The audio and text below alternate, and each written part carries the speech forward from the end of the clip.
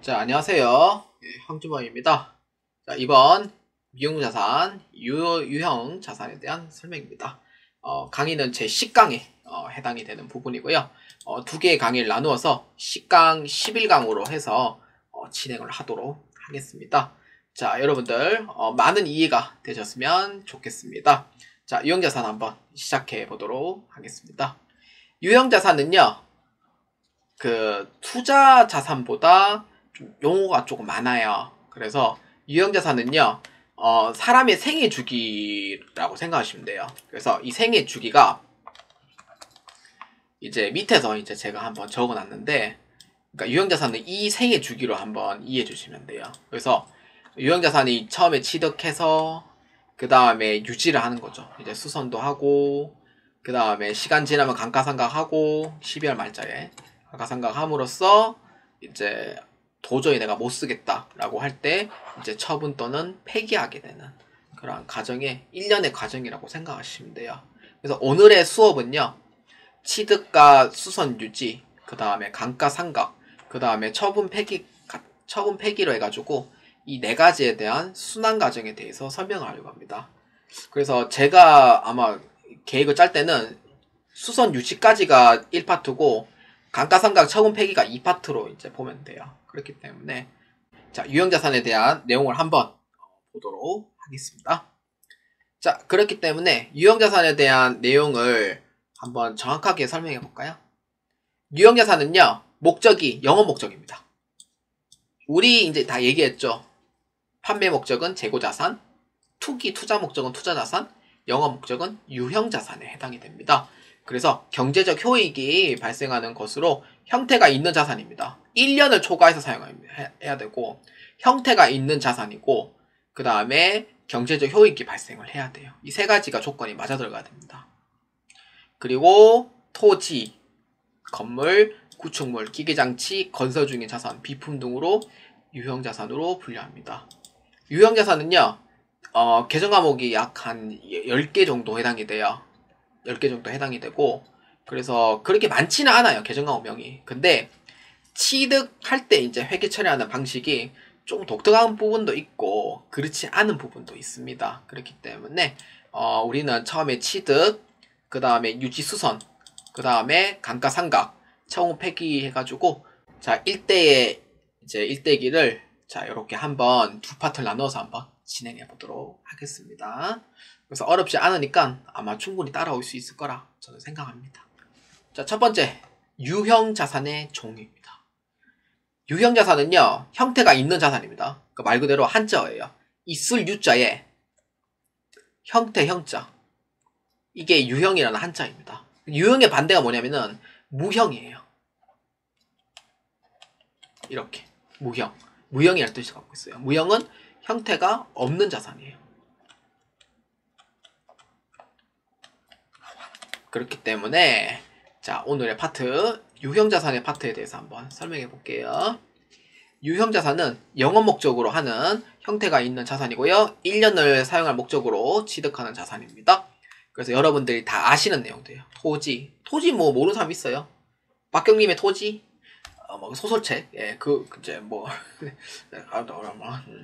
자, 그 다음에 건물. 여러분들 연예인들 뭐 건물 뭐 매각했다 뭐 이런 뉴스 뜨잖아요. 전 안 봅니다. 그런 뉴스 안 봐요. 왜냐?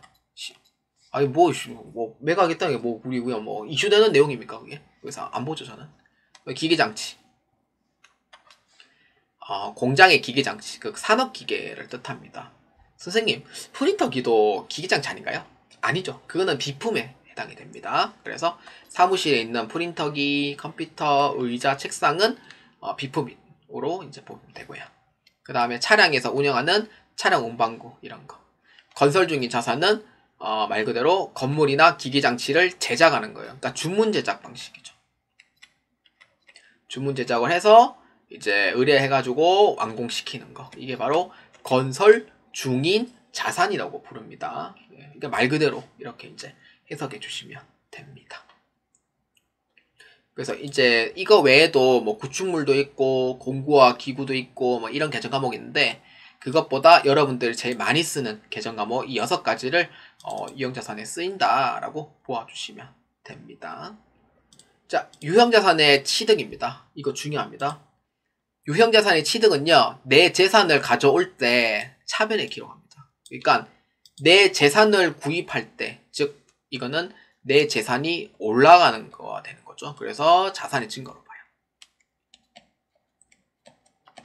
그래서 이에 따른 부대비용도 당연히 포함됩니다. 그래서 취득세, 중개수수료, 운반비, 하역비, 등록면허세 등 해당 부대비용으로 하면은 이제 해당 계정 과목에 이제 포함해서 기록을 하면 됩니다. 그래서 만약에 토지에 해당하는 부대비용이다 그러면 토지로 하면 되고, 건물에 대한 부대비용이다 라고 하면은 건물로 그냥 하시면 되고, 그래서 부대비용은 이제 비용이 아닌 해당 자산에 포함된다는 거 잘 기억해 주시고요.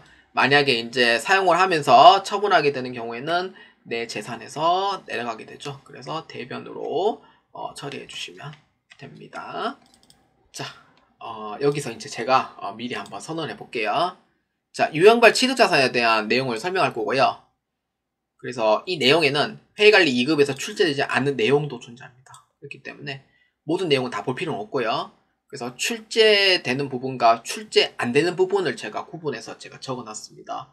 그래서 제가 하면서 만약에 이 부분도 출제가 안 되는데 라고 하면은 이때 이것도 이제 수정을 해서 해보도록 할게요. 자, 첫 번째 토지 및 건물 취득입니다. 자, 이 부분, 자, 내용입니다. 자, 볼까요? 토지 및 건물은 영업 목적으로 취득하는 자산이에요. 근데 만약에 토지 건물이 만약에 투기 목적이다, 투기 또는 투자 목적이라고 하면은 계정 과목이 뭐였죠? 그렇죠, 투자 부동산으로 처리하시면 돼요. 이전 강의에서 했었죠. 자, 그래서 토지 및 건물을 취득 시 재산이 증가했을 땐 차변이에요. 내 재산이 올라갔으니까 차변에 기입하고, 관련 부대 비용은 포함해서 입력해 주면 됩니다. 관련 부대 비용을 이제 토지면 토지, 건물이면 건물 이렇게 해서 입력을 해주면 돼요. 그래서 건물을 취득했을 때는 이와 똑같습니다. 건물 취득했을 때는 첫째 줄에 이제 한번 볼까요? 건물 취득은 건물만 취득할 수 없다. 그러니까 이 뜻은 뭐냐면은 건물 밑에 깔려 있는 게 뭐예요? 토지가 깔려 있잖아요. 토지가 깔려 있으니까 건물만 살 수는 없어요. 절대로. 그렇기 때문에 건물은 토지와 같이 취득을 해줘야 되고요. 그래서 만약에 토지 주인과 건물 주인이 다른 경우에는 엄청난 분쟁이 일어나요. 토지 주인은요, 토지 주인하고 건물 주인하고 소송 걸잖아요. 누가 이겨요? 토지 주인이 이기게 돼 있어요. 무조건. 그렇기 때문에 토지하고 건물을 살 때 같이 사야 돼요. 그래서 분쟁이 일어나지 않기 위해서는 토지도 같이 사야 돼요. 그래서 건물 소유자는 어쩔 수 없이 토지 취득자에게 양도를 해줄 수밖에 없어요. 이거 철거해야 되는데요? 그럼 철거해야 돼요. 소송이 졌으면 무조건 철거해야 돼요. 그렇기 때문에 그래서 건물하고 토지는 동시에 사야 됩니다. 무조건. 그렇기 때문에 회계 처리를 어떻게 하는지가 이때 이제 중요한 거예요. 그래서 영업 목적으로 취득을 하는 이제 토지하고 건물인데, 이제 취득 시 어떻게 처리할 거냐. 부대 비용은 이제 포함한다는 것까지 알았으니 토지와 건물을 같이 취득했을 때는 어떻게 할 거냐. 그거에 대해서 한번 봅시다. 자, 토지와 건물을 일괄 취득한 경우예요. 이거는 출제되지 않기 때문에 안 보실 분은 안 보셔도 됩니다.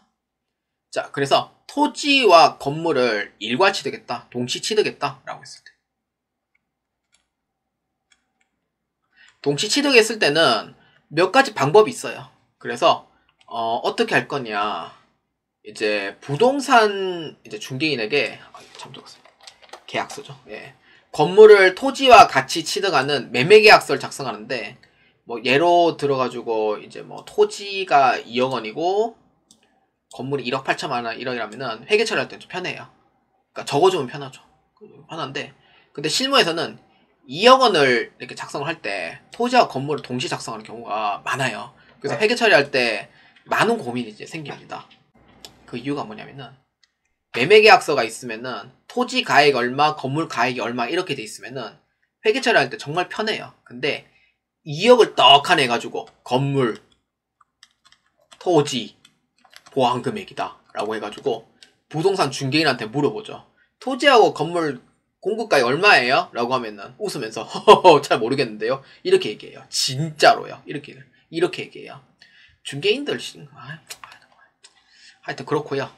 그래서 이제 어떻게 처리할 거냐. 그러니까 이러한 고민을 발생했을 때 어떻게 할 거냐면은 이제 공시지가를 이용을 해서 하는 방법이 있고요. 그 다음에 면적을 통해서 하는 방법이 있습니다. 그래서 여기 이제 제가 적은 방법은 공정가치를 이용하는 방법, 즉 공시지가로 이용을 해서 하는 방법이 있어요. 그래서 이건 온나라 부동산이나 뭐 이제 그런 데에서 이제 한번 보아주시면 되겠고요. 자, 그래서 일괄 구입하는 경우에는 이제 그 토지 건물을 포함을 해서 토지 가액과 건물 가액을 이제 해가지고 비율만큼 계산해 주시면 돼요. 그래서 이게 나오면 이제 비율이 나오거든요. 그래서 이거를 비율만큼 계산해 주면은 됩니다. 그래서 이렇게 해서 이제 회계 처리할 때 차변에 토지 얼마, 그 다음에 건물 얼마 이렇게 회계 처리하시면 돼요. 그럼 대변에 이제 뭐 돈 안 줬다 그러면 미지급금 이렇게 처리하시면 되고 이렇게 처리하면 돼요.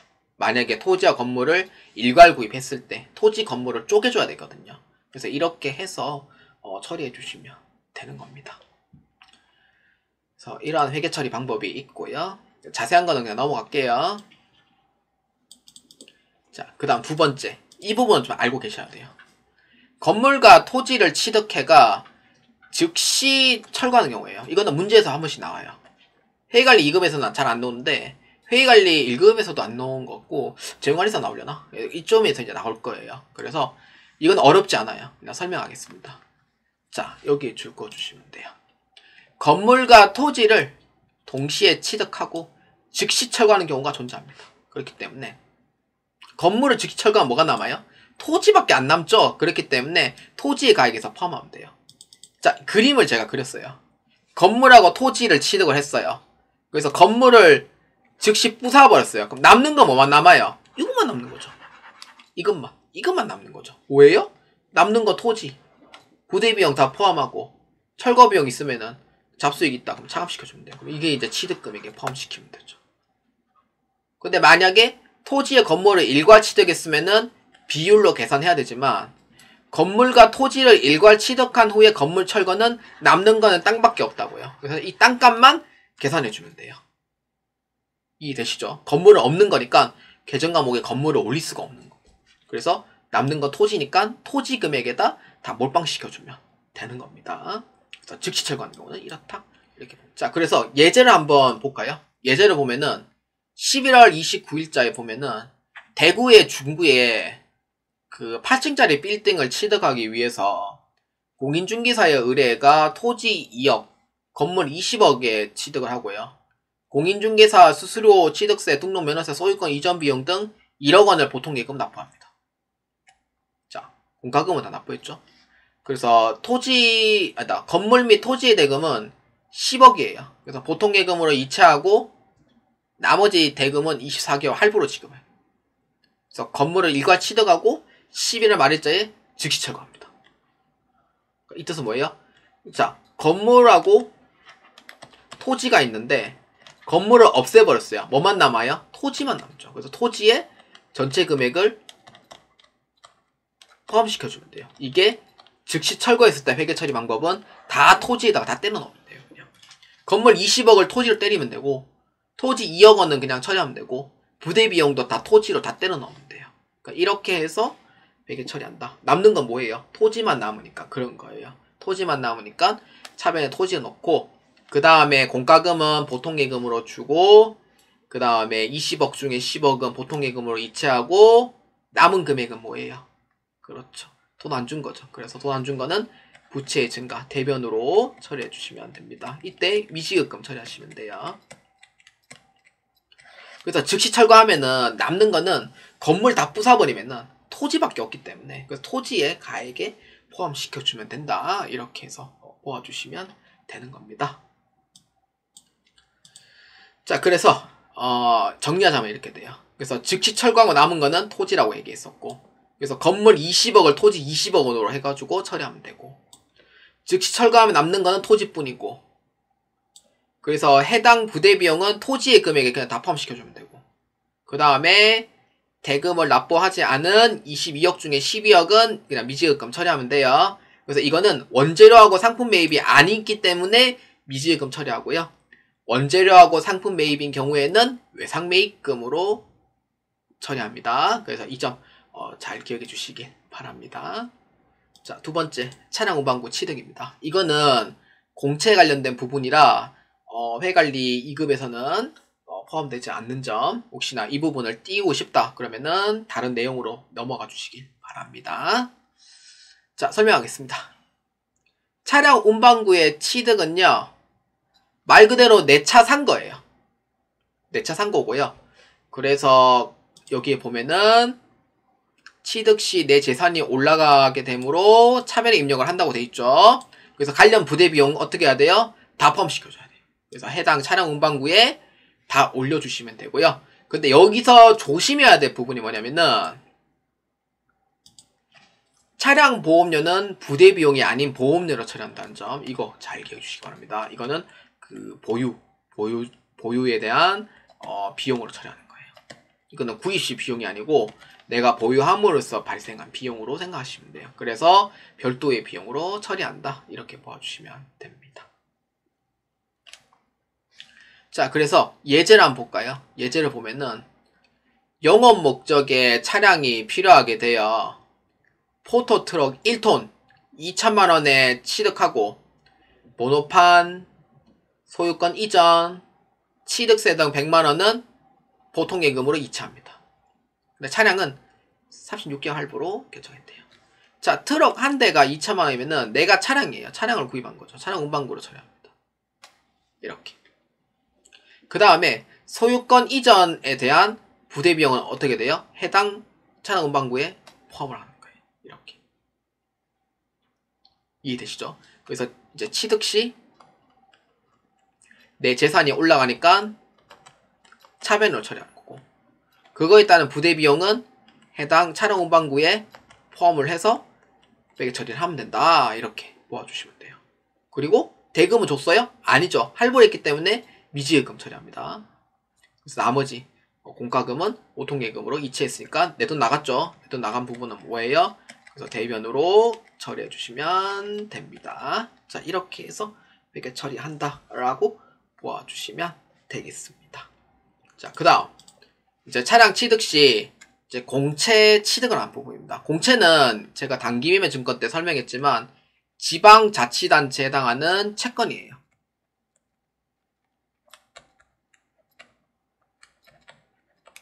이렇게 보면 돼요. 그래서 회관리 2급에서는 출제되지 않습니다. 자, 볼까요?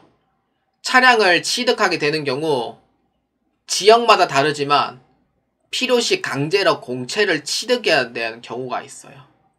그래서 공채 취득 시 회계 처리 방법에 대해 설명을 하겠습니다. 자, 지방자치단체 채권입니다. 이거는. 그래서 단기매매 증권으로 회계 처리하거나 만기까지 보유할 목적은 만기보유 증권으로 그냥 처리하면 되는 계정 과목이에요. 그래서 이거는 조금 복잡합니다. 그래서 조금 이해가 좀 필요해요. 그래서 서론을 얘기하자면 이렇게 돼요. 차량 취득 시 공채는 5에서 20년 이상으로 다양합니다. 뭐 이제 기간마다 좀 다르긴 해요. 그래서 공채는 지자체에서 구입하는 거기 때문에 공채를 보유하다 필요하지 않은 경우에는 매각도 가능합니다. 그러니까 내가 필요 없다? 그럼 매각하면 돼요. 그래서 여기서 이제 또 중요한 내용입니다. 이건 서론이고요. 본론을 보면 이렇게 돼요. 취득 시 액면 금액을 기준으로 해서 현재 가치 또는 공정 가치로 계산을 해서 단기 매매 증권으로 처리를 합니다. 그러니까 이거는 그 화폐의 시간 가치라는 게 있어요. 화폐의 시간 가치에 의해서 이때 공채의 취득을 단기 매매 증권으로 처리를 합니다. 이렇게. 그 다음에 나머지 차액은 부대 비용을 포함해서 처리하시면 돼요. 그래서 분계 처리하면 다음과 같으니, 자, 이거에 대해서 한번 봅시다. 자, 예제 한번 봅시다. 영업 목적의 차량이 필요하게 되어 포토트럭 1톤 2천만원에 취득하고 공채를 내 의사와 관계없이 강제로 취득합니다. 이거 내 의사 관계없이 강제 취득이에요. 그래서 30만원, 공정가치 24만원이며 액면가액은 보통예금으로 이체합니다. 매도하는 증권으로 처리를 하는 걸로 합시다. 자, 일단은 차량을 이제 취득했어요. 그래서 차량 운반구, 내 재산이 올라가게 되죠.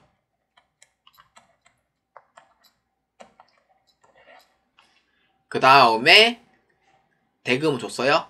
안 줬죠, 아직까지. 그렇기 때문에 미지급금 처리합니다. 자, 일단은 대금을 줬냐 안 줬냐로 봤을 때 대금 안 준 걸로 그냥 처리할게요. 그냥 그래서 미지급금 이렇게 처리하는 거고, 그 다음에 여기서 중요한 부분, 요게 이제 공채에 해당하는 부분이에요.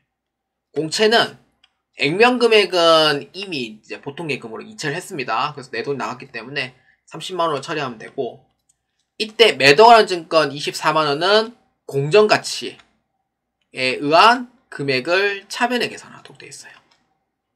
공정가치, 즉 화폐의 시간가치에 따른 공채 취득한 금액을 매도한 증권 24만원 처리하고, 액면금액에 나머지 남은 6만원 있잖아요. 이거는 부대비용으로서 포함시켜주면 돼요.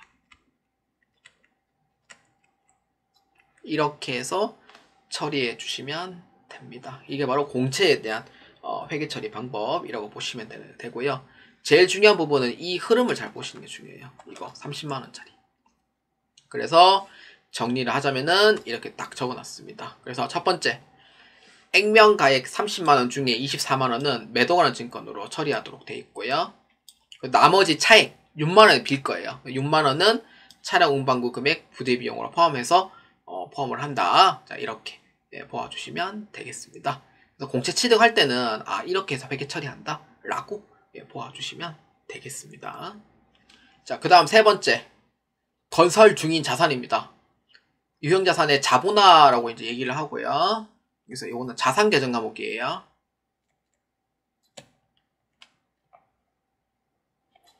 자, 건설 중인 자산은요, 한번 읽어볼까요? 건물 또는 기계장치 제작 의뢰를 할 때 만들고 있는 중이에요. 그래서 건설 중인 자산으로 처리합니다. 그래서 건설 중인 자산은 만들고 있는 중이고, 만약에 이제 완공이 되었다 라고 하면은 건물에다가 그냥 대체해서 그냥 처리를 하시면 되는 계정 과목이다 라고 보아주시면 됩니다. 그래서 만약에 완공 시 건물 또는 기기장치에 대체를 하시면 돼요. 자, 그렇기 때문에 건물을 이제 제작하는 중에 자금 대출을 받는 경우가 있어요. 그러니까 건설 자금 대출. 그래서 이 같은 경우에는 발생된 이자도 있죠.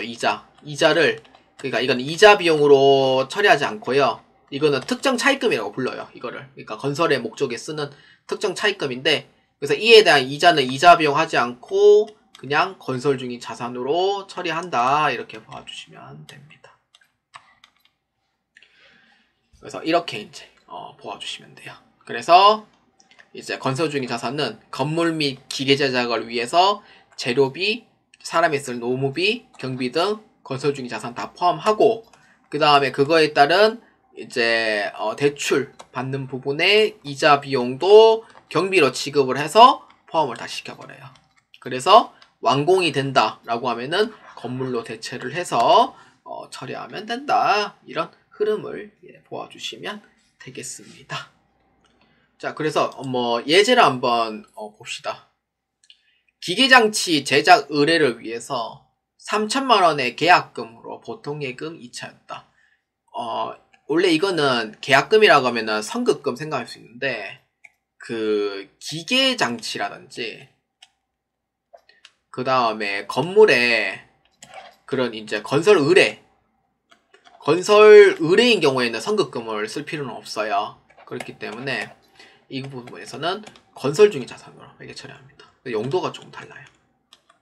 그래서 차변에 건설 중인 자산으로 처리를 하고, 보통예금 이체했잖아요. 내 돈 나갔죠? 그래서 대변에다가 보통예금으로 처리해주면 됩니다.